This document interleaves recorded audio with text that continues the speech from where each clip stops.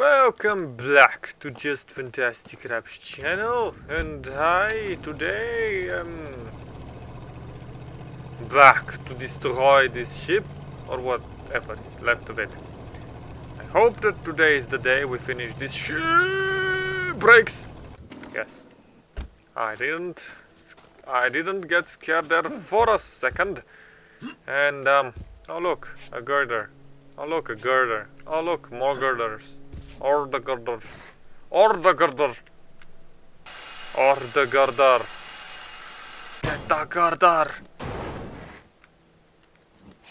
Or the girder. I need to break or the girder. And when I get or the girder, I shall be able to hit it with my hammer and say stop, hammer time. And then I'm gonna collect garbage. All the garbage that has been falling down from the universe. I don't know why it's falling down from the universe, but apparently it is. And I won't change a thing about it. I haven't played this since it's not like I got bored with the game or anything. It's just that I decided to play something, well, something I'm more interested in, and that was Fallout. For some reason I just wanted to play a lot of Fallout 4 right now. And that is why I haven't really done anything. Usually you would have seen 17 ships by the time I'm done with this thing, but right now my poison, my sin, and my love is Fallout 4. Can I just bring my ship, my truck, closer, in a better situational position? Situational position? What the fuck is a situational position? Let's hope it doesn't get stuck here. Once I got my truck stuck in this game, and that was the worst time of my 5 minutes that I spent trying to unwedge it. Because of course it got wedged and it never wanted to move again. Now what we're going to be doing today is beating out rivets, like always. And after we're done beating out rivets, we'll hit them, everything will fall down, and we'll collect everything that falls down. Hopefully all the scaffolding that doesn't get used will fall down as well. And then we can go onto the top of the ship using the ladder that I didn't break. Not this one, those are stairs. The ladder on the side of the ship that I didn't break previously. I didn't break it, never have I baked a ladder. Might try this from maybe in the future I might try baking a ladder. Don't know what will happen or how it will turn out, but maybe baking a ladder. A nice idea. So and I will go on top, and then I'll start cutting everything from top to bottom. But that is after I have broken all of these down, and after everything has fallen down, stuff will just happen, I guess. I hope. Let's get it and see what happens. Nothing for now, since the bottom ones, and these ones. That was a nice sound. I needed to stop and listen to it. By continuing to bash all of these rivets, I am making my way into, well, destroying the last few parts of this ship that are left. And after that is done, we shall sell them. We shall sort them, sell them, build, upgrade, and do stuff like that. The fun stuff. And by that, and when we're done with that, I don't know, something good might happen. I hope. Something bad might happen as well. I mean, not to. Whoops, that was a terrible throw. Not even gonna mention the fact that I couldn't save it. Give me that. I just wanted to, technically my whole idea was to cut this line because it's bothering me when I can't throw stuff from the middle of the ship and it always hits that line, because I have parked my truck in a terrible position and it's my fault. but I'm going to blame it on that single strip of iron. Well, not iron, but alloy, I think. This is iron, the one is alloy.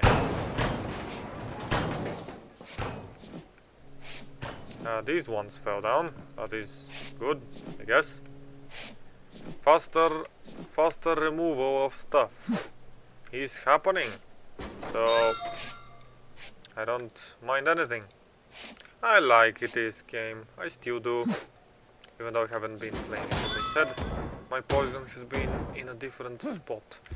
I downloaded a bunch of mods for Fallout 4, mostly guns, because I do like guns, and I've just been playing, running around the Commonwealth with Ep7, which has been fun, and an AK-47 as well, but that is just a lot of fun. And of course I have downloaded the mod that allows me to run a companion and a companion and dog meat. And now for a fun story with me, because I haven't been telling funny stories. Or it's not gonna be funny, but it's fun. It's a look into my soul, let's put it that way. So when I was young and I played Fallout 4 for the first time, young, not that young, I mean Fallout 4 isn't that old, to be honest.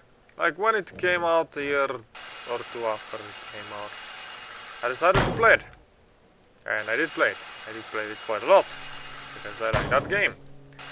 And what I'm trying to say here is I found my favorite, me being a weeb, let's just call her waifu. I'm not gonna say who it was, but that was maybe my first Moe experience. Maybe.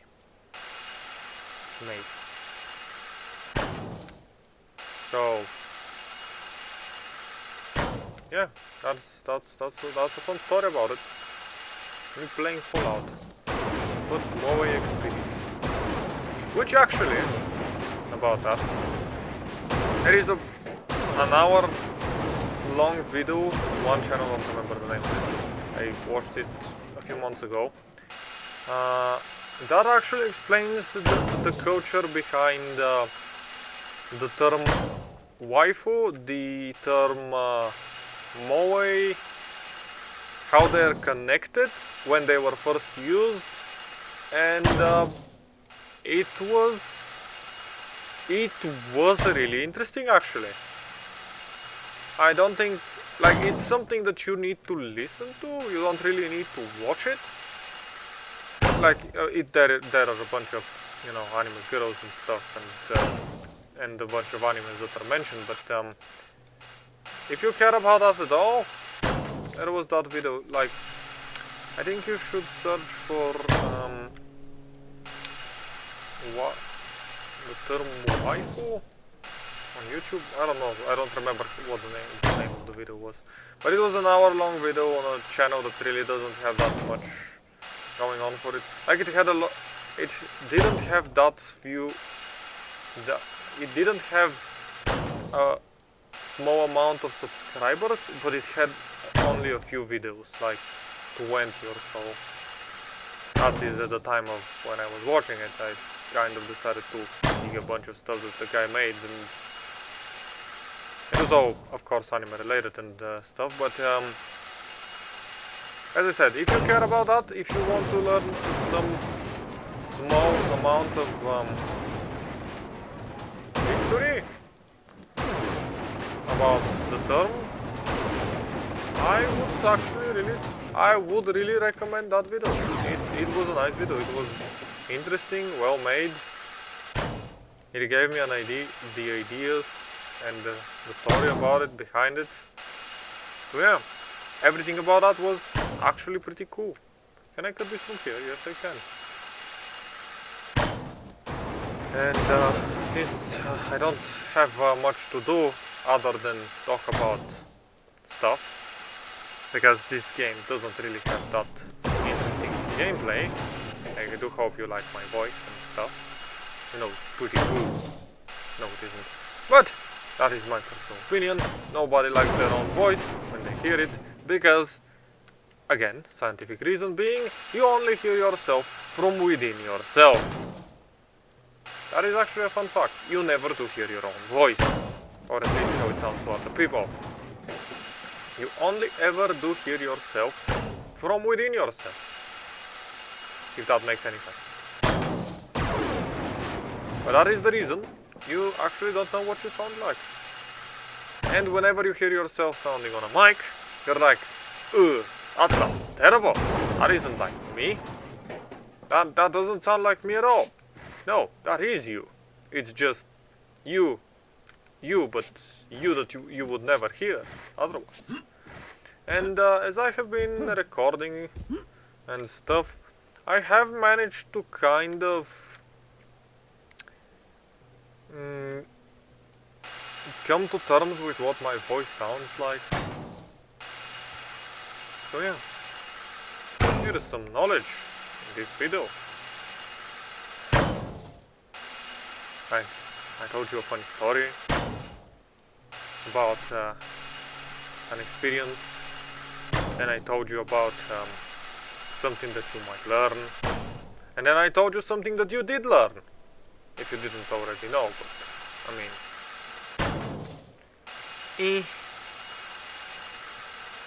the only thing that I don't really like is, since I'm not a native English speaker, I do know how to speak English. I do try to communicate with English speakers like native ones. I do tend to follow a simpler vocabulary than they would use in their normal speech patterns, but that is just because it doesn't come naturally to me. And from time to time you probably heard me mess stuff up, say stuff in my own language because I have, just slipped and stuff, like a few letters and stuff, a few words, maybe a yes or no in my language and stuff, which isn't Russian, by the way. Still Soviet? Why was I about to say Soviet? Man. It's still Slavic, but not Russian. Because everybody would guess that it's Russian. We do tend to have a bit of an arr, me mighty pirate. And yeah. But anyway, chopping all these down because I just wanna take them from. Since I found out that I don't need to go down, since I don't need to go up to chop these, I will be happily staying down here, chopping them from, well, my safe position where they would fall on my head, probably break something like my arm, neck. Like, let's hope if it breaks something more important, it's quick and as painless as possible. How about that? Come on, I wanna cut this. Yes, thank you. The reach is quite good. I'm not gonna look and say, oh, the reach of this thing is terrible. No, it's absolutely amazing. I just break it all. Oh, it fell. Now let's collect it all. Gotta catch 'em all. Yes, I know. I am. Gotta catch all these girders, put them in a tiny box, break physics, then throw them with the strength of 10 Supermen, hit a pylon and cry because that was terrible, and then cut further down, as well as, well, break some stuff under my feet. Yes, I need to break stuff. Why did I press these buttons? I moved my hand to the E, S, D and F keys, which, well, when I pressed to go forward, I did nothing. When I pressed to go backwards, no, I wanted to go left, but I went backwards, and then I was like, no, my hand is in the wrong place. How did that happen? Like, well, it really doesn't happen to many gamers, I think. Like, from time to time you do move your hand a few buttons from the WSD keys, which is actually a pretty interesting story of how they became the mainstream ones to be used. And that's another story that I will tell you now, because I have nothing better to do. The first time they were used was a guy, I don't know names, like, it's absolutely terrible in my head about names. If you want me to know your name, you need to tell it to me at least twice, and I need to speak with you a few times to remember. And I need to mention it again and again, so it gets stuck into my head and never forgotten. Funny how that works. Anyway, so the story about the WASD keys was in one tournament. So there were when the Quake came out, when the Quake game came out with Doom and stuff. Quake had a bit of a different movement. It was the first game to use a mouse, I think. Like maybe not the first one, the second one, not sure. I'm not a Quake player. I am a Doom player. I really do. I have played the Doom. I have played the original Doom, and well, not the subsequent ones. The second one I have played. The third one I heard the bad things about, so I ignored it. Never played it, and technically the fourth one is 2016. The fifth one is, I think, not the Ultimate Doom, is the what was the other one called? The most recent Doom. I don't know. Anyway, so the story is this: the Quake game was the first one to use a mouse for you to aim, because it had a lot more movement and accurate aiming than Doom, where the bullets would track the enemy that is closest or, well, in front of you. And they used the mouse, but still use the arrow keys. So in Doom, the original Doom, the controls were control to shoot, space to interact, and arrow keys to move. That was all you needed. You needed to open the doors with space, you needed to shoot the enemies with control. Oh, and maybe the number keys. Yeah, maybe the number keys to, you know, swap weapons. And that was the control scheme that Doom used, and they said, that's fine, it works perfectly okay. Let's just move the aiming and stuff to the... Come on, break. Ah, it's this glitch again. I hate it. I need to go inside the truck, I guess.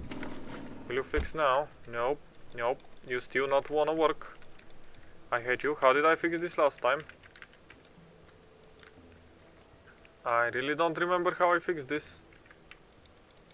My tool is now broken. It's not going in the truck, because that would have fixed it. Was it going to a shop or something? Or the computer? Let's just run there. So, and they said that's perfectly fine, although we have more controls on here, so let's move the shooting to the mouse, aiming to the mouse, and movement is not gonna be anything difficult that you haven't really seen. But then there came the other... Come on, man, this is a terrible glitch. I hate this. I have to go and load the game back. Click if you're stuck. I said player in truck position? No, but... go back to main menu. Yes, I want to save. Man, this is taking a long while. So they moved the aiming to the mouse, movement was still in the arrow keys, and then in one tournament they saw a single player use the WSD keys. They asked him, why would you do that? Like, it's perfectly and his answer was like, The arrow keys are perfectly fine. I just find it better for my wrist to to move the arrow keys to W, A, S, and D. And they said, oh, that seems cool. I mean, we are binding to the keys, so I mean, you're free to use that. Like, yeah. And so he used that. So he used W, S, and D on the tournament. I think he won that tournament. I think he won a few other tournaments as well, but that really isn't important for the story. Like, he won that tournament, or was it second? And everybody was like, man, your idea of controls is actually pretty cool. I'm gonna try it out. And then everybody tried it out, and then it was like, my God, it's amazingly good. It was in a game magazine. Don't know which one. You really aren't here to learn stuff from me, are you? You're here for the fun times that I provide by my brain messing up everything I do, my mind not working as well, and me getting distracted by shiny things, just like all the correct people, I guess. But with that being said, that story being told, I think it's time for me to say goodbye. Thank you for joining me, and have a great